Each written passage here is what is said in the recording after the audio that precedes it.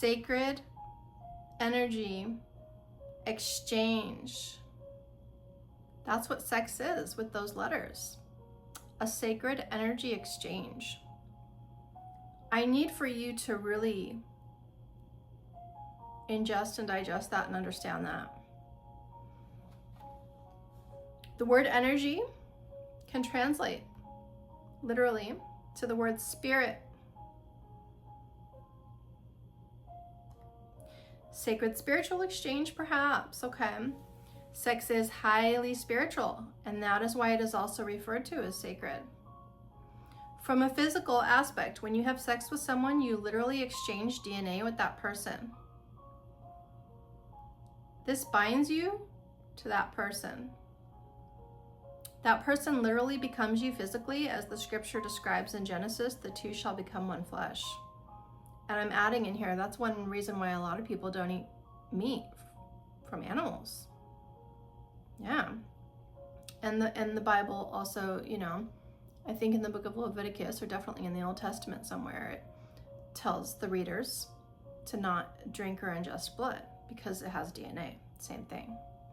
But anyways, it's a DNA exchange. That's the reason why that rule is in there in the Old Testament Bible.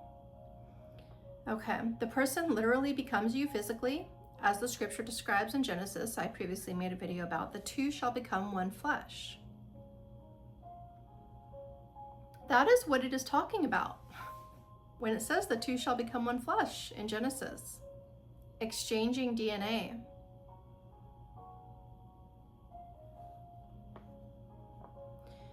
Do you want to exchange DNA with someone who might have demonic attachments or bad karma? Or just DNA that you don't want? Many people have sex not knowing the reality of what they're doing. If you knew that you took on the physical aspects of the person you had sex with, you might think twice. You may also